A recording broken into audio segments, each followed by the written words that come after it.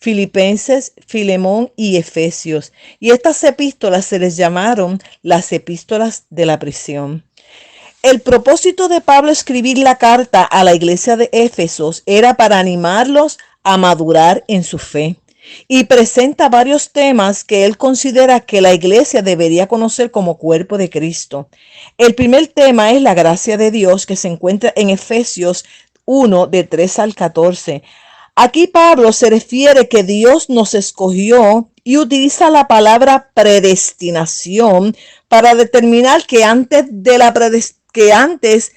que naciéramos ya Dios nos había escogido para servirle y nos dio sabiduría, nos dio ministerios y nos dio dones. Y la herencia le es dada a aquellos que él predestinó. Efesios 1 al 11. En este tema yo tengo mi propio concepto y no voy a compartir mi opinión porque este tema es profundo y podría traer confusión. Ahora quiero que ustedes entiendan que analicen el concepto de predestinación y le pidan dirección a Dios de lo que ustedes entiendan.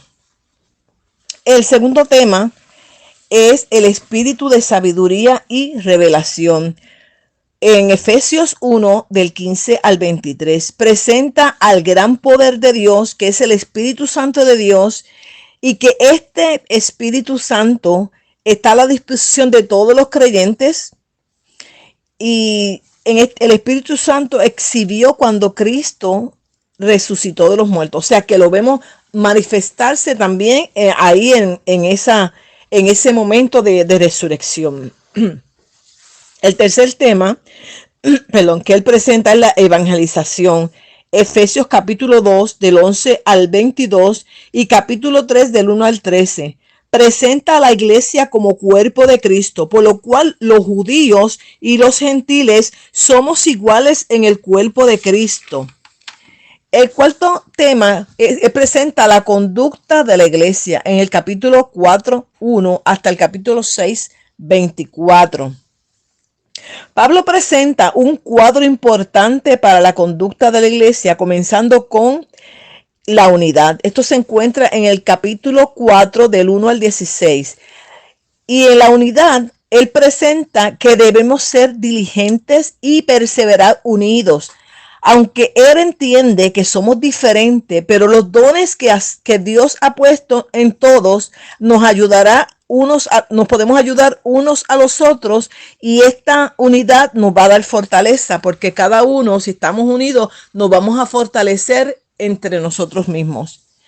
Lo segundo que presenta es vivir en justicia. Capítulo 4, 17 hasta el 5, 14.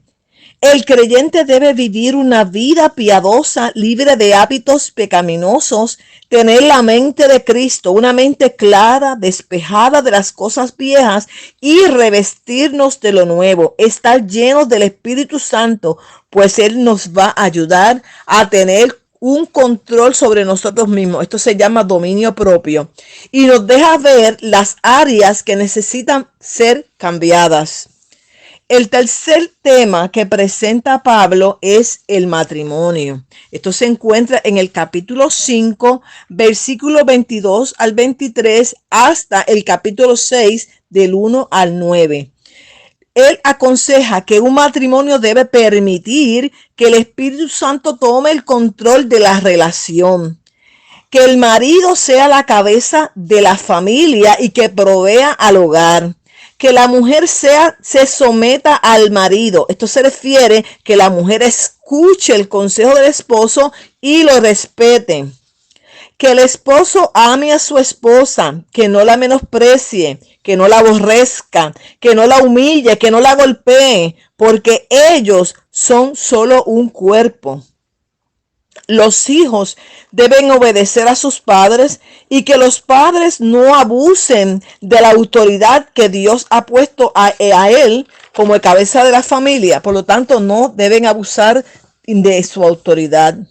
El otro tema es el conflicto espiritual. Capítulo 6, 10 al 20. En este tema, Pablo concluye esta carta recordándole a los creyentes que tienen un enemigo poderoso, que ese enemigo es sumamente organizado, por lo cual Dios ha provisto una armadura que es muy necesaria para vencer a nuestro enemigo. Y esta armadura consiste en un proceso de oración, con lo que debemos revestirnos y mantenernos en su sitio, en ese sitio, la armadura. Esta armadura consiste en, primero, la coraza de justicia.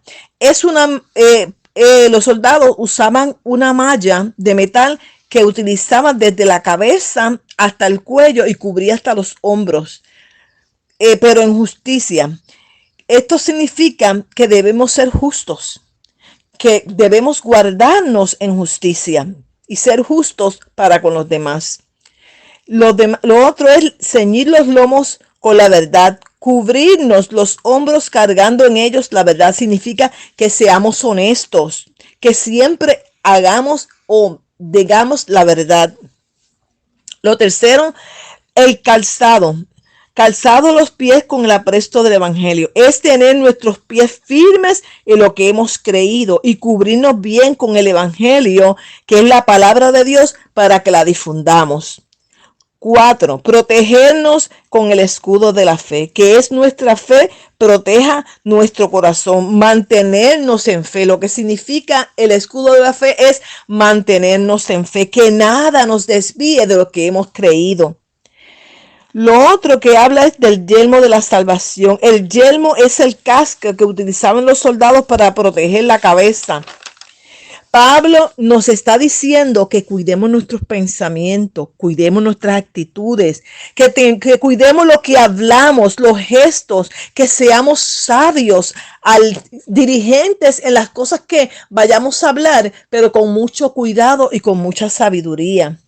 También habla del cinto, que es la correa que se usaba para poner la espada. Yo podría decir que el cinto es el estudio de la palabra de Dios.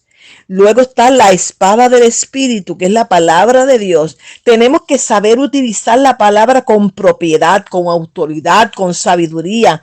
Que cuando abramos nuestra boca sea para dar a conocer la palabra de Dios y que esa palabra sea para atravesar el corazón del que la escucha. Ahora vamos con varias preguntas. Terminamos hasta aquí el libro de Efesios.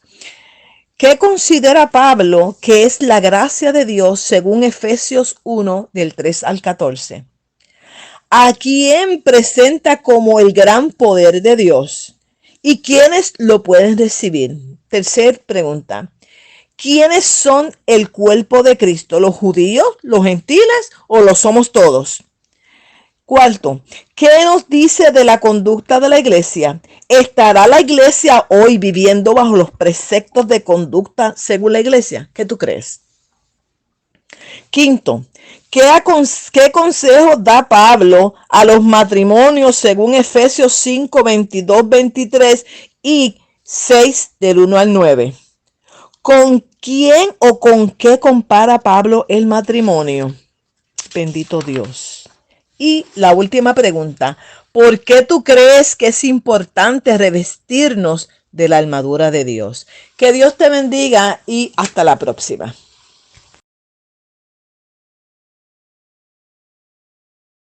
De aconsejar, instruir y comunicarse a los ya convertidos, como todas las demás 13 cartas que él escribió. Pablo comenzó a hacer viajes misioneros después de su conversión en el capítulo 9 de los Hechos. Levantó varias iglesias de diferentes viajes, y luego escribió 13 cartas a muchas de las iglesias que él levantó durante sus viajes misioneros. Gálatas es el gentilicio que se utiliza para los que viven en Galacia. Esta carta es más antigua que todas las demás que escribió Pablo y esta carta él la escribió en su primer viaje misionero. El propósito de Pablo al escribir esta carta era hacer frente a una situación que estaba aconteciendo en dicha iglesia. En esta iglesia había más judíos convertidos que gentiles, por lo cual los judíos querían obligar a los gentiles a judaizarse y que se hicieran la circuncisión. pues para los judíos la circuncisión era parte de la aceptación de la ley de Moisés. Y si los gentiles no se circuncidaban, para los judíos estos no podían ser salvos. Es importante recordar que antes de que Cristo viniera, la salvación era por la ley. Ahora la salvación es por la gracia y estaba empezando en ese tiempo la gracia. Pablo les aconseja que los gentiles no tienen que circuncidarse, pues ya Jesús circuncidó sus corazones y con la sangre de Jesucristo lavó los pecados de ellos. Pablo les dice en el capítulo 3:5 de Gálatas: aquel pues que suministra el Espíritu y hace maravillas entre ustedes, ¿lo hace por las obras de la ley o lo hace por la obra de la fe? Esta pregunta es para que ellos reflexionen ante la importancia de la fe, no desechando la ley, sino que entiendan que en la ley no hay salvación, solo la salvación es por la fe a través de Jesucristo. Aquí vemos cómo Pablo defiende el principio de la justificación por la fe, ya que la fe es una parte fundamental de la fe y nos hizo libre de la ley. Esa libertad no justifica al creyente hacer lo que le plazca, porque sería una falsa libertad. Pablo enfatiza que el Espíritu Santo está disponible para los creyentes a vivir una vida cristiana de calidad y agradecimiento a Dios. Y hace dos listas de las luchas que tiene el creyente entre el espíritu y su naturaleza pecaminosa, que es la carne. La primera lista son las obras de la carne, que se encuentra en Gálatas 5, de 19 al 21, y son estas: el adulterio, la fornicación, la inmundicia, lascivia, idolatría, hechicerías, enemistades, pleitos, celos, iras, contiendas, disensiones, herejías, envidias, homicidios, borracherías, orgías. Los que practican esto no heredarán el reino de Dios. La segunda lista son los frutos del Espíritu, que se encuentran en Gálatas 5, 22 al 26, y son las siguientes: amor, gozo, paz, paciencia, benignidad, bondad, mansedumbre y templanza, que son los frutos del Espíritu. No provienen de la ley, sino del Espíritu, por lo cual los que son de Cristo han crucificado la carne para vivir en el Espíritu. Y concluimos con la carta de Gálatas, y aquí les dejo unas preguntas. La primera pregunta: ¿qué son epístolas? Segunda: ¿cuántas cartas escribió Pablo y cuál es la más antigua? Tercero: ¿cuál fue el propósito de escribir la carta a los Gálatas? 4. ¿Por qué los judíos era y es importante circuncidarse para ellos? ¿Por qué para los gentiles tú crees que no es tan importante? 5. ¿Cómo se justifica el hombre ante Dios? 6. ¿Cuál es la diferencia entre la carne, entre las obras de la carne y la del Espíritu, según la lista que aparecen en Gálatas 5, 19 al 23? Que Dios les bendiga y hasta la próxima.